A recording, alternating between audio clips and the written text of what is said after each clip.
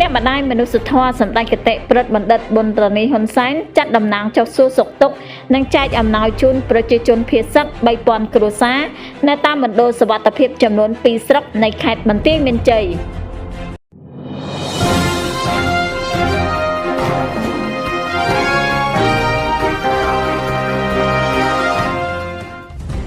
ស្ថានភាពនៅព្រំដែនកម្ពុជាថៃនៅតែបណ្ដាលឲ្យប្រជាជនស៊ីវិលកម្ពុជាជាង 15000 គ្រួសារទៀតមិនទាន់អាចវិលត្រឡប់ទៅលំនៅឋានវិញក្នុងនោះមានប្រជាជនភៀសសឹកជាង 3000 គ្រួសារក្នុងខេត្តបន្ទាយមានជ័យនៅតែបន្តស្នាក់នៅបណ្ដោះអាសន្នតាមមណ្ឌលសុវត្ថិភាពហើយបន្ថែមនៅការលំបាកទ្វេដងដោយសារទឹកភ្លៀងកាលពីពេលថ្មីៗនេះទៀតផងដោយក្តីអាណិតអាសូរនឹងមើលឃើញពីទុក្ខលំបាករបស់ប្រជាជនភៀសសឹកអ្នកម្ដាយមនុស្សធម៌សម្ដេចគតិព្រឹទ្ធបណ្ឌិតប៊ុនរ៉ានីហ៊ុនសែនប្រធានកាកបាទក្រហមកម្ពុជានៅថ្ងៃទី 3 ខែមិនិនាឆ្នាំ 2026បានចាត់លោកយូឡាណាអគ្គលេខាធិការរងទី 2 កាកបាទក្រហមកម្ពុជានិងសហការីរួមជាមួយសាខាកាកបាទក្រហមកម្ពុជាខេត្តបន្ទាយមានជ័យចុះសួរសុខទុក្ខនិងនាំយកអំណោយមនុស្សធម៌បន្ទាន់ចែកជូនប្រជាពលរដ្ឋភៀសសឹក 3000 គ្រួសារដើម្បីជួយសម្រាលការលំបាកបន្ទាប់ពីទទួលរងគ្រោះដោយទឹកភ្លៀងនៅជំរំសុវត្ថិភាពក្នុងស្រុកអូជ្រៅនិងស្រុកថ្មពួកខេត្តបន្ទាយមានជ័យ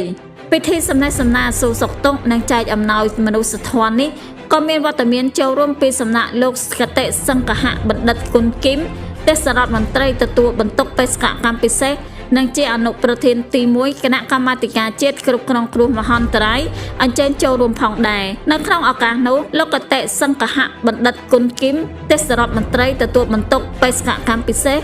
និងជាអនុប្រធានទី 1 នៃគណៈកម្មាធិការជាតិគ្រប់គ្រងគ្រោះមហន្តរាយបានថ្លែងអំណរគុណយ៉ាងជ្រាលជ្រៅជូនចំពោះសម្ដេចគតិព្រឹទ្ធបណ្ឌិតប៊ុនរ៉ានីហ៊ុនសែនជានិច្ចកាលតែងតែយកចិត្តទុកដាក់និងដោះស្រាយការលំបាកជាមួយប្រជាពលរដ្ឋភៀសសឹកមិនថាទាំងសកម្មភាពមនុស្សធម៌រាប់តាំងពីពេលចាប់ផ្ដើមនិងអំឡុងពេលចំនួនព្រំដែនដូចជាសកម្មភាពមនុស្សធម៌ក្នុងសង្គមជាមួយគ្នានោះលោកយូឡាណាក្នុងនាមតំណាងដ៏ខ្ពង់ខ្ពស់សម្ដេចគតិព្រឹទ្ធបណ្ឌិតបានពំនាំនៅព្រះរាជបន្ទូលផ្ដាំផ្ញើសួរសុខទុក្ខក្តីនឹករលឹកក្តីអាណិតអាសូរដ៏ជ្រាលជ្រៅបំផុតពីសំណាក់សម្ដេចព្រះមហាក្សត្រី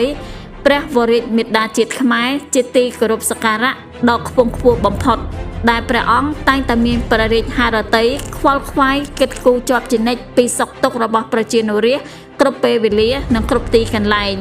ในឱកាសនោះលោកយូឡាណាក៏បាននាំនៅក្តីអាណិតស្រឡាញ់និងចែករំលែកនៅសុខទុក្ខពីសំណាក់សម្ដេចគតិព្រឹទ្ធបណ្ឌិតប៊ុនរ៉ានីហ៊ុនសែនចំពោះបងប្អូនប្រជាពលរដ្ឋទាំងអស់និងសូមឲ្យបងប្អូនគិតគូរថែទាំសុខភាពផ្លូវកាយនិងផ្លូវចិត្តឲ្យបានល្អជាពិសេសត្រូវបរិភោគទឹកឆ្អិនរក្សាអនាម័យខ្លួនប្រាណសម្អាតបរិស្ថានជុំវិញជំរំស្នាក់នៅកុំឲ្យមានជម្រកមូសខ្លានាំកើតគ្រុនឈាមជាដើមជាងនេះទៅទៀតត្រូវស្រឡាញ់ខ្លួនឲ្យស្ងួនចំណីកាត់បន្ថយការហូបផ្អែមពេកប្រៃពេកនិងខ្លាញ់ពេកដើម្បីសម្ដៅចូលរួមចំណែកកាត់បន្ថយជំងឺឆ្លងមិនឆ្លងនានាដូចជាជំងឺទឹកនោមផ្អែមជំងឺមហារីក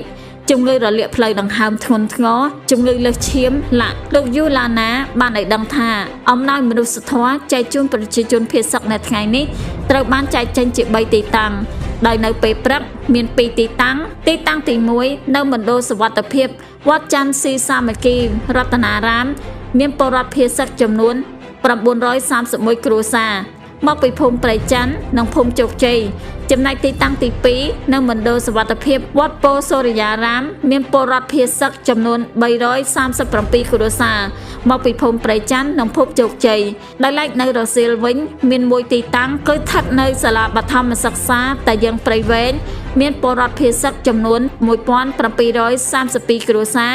ដែលស្នាក់នៅមណ្ឌលសុវត្ថិភាពវត្តកណ្ដោលនិងភូមិពុនភ្លាចមកពីភូមិចំនួន6នៃស្រុកថ្មពួកសម្រាប់អំណោយដែលបាននាំយកមកចែកជូនប្រជាពលរដ្ឋនាឱកាសនេះក្នុងមួយគ្រួសារទទួលបានអង្ករ30គីឡូក្រាមមី1កេសត្រីខ1យួរឆែពៅ1កំប៉ុងជ័រទឹកស៊ីអ៊ីវ1យួរប្រេងឆា1ដបជ័រខៀតចំនួន1និងថវិកា 30000 រៀលស្បៀងសម្ភារៈថវិកាខាងលើនេះជាអំណោយរបស់សប្បុរសជនគ្រប់មជ្ឈដ្ឋានផ្ដល់ជូនតាមរយៈកាកបាទក្រហមកម្ពុជាក្រៅពីផ្ដល់អំណោយមនុស្សធម៌ជូនប្រជាជនភៀសសឹកចំនួន3000គ្រួសារខាងលើ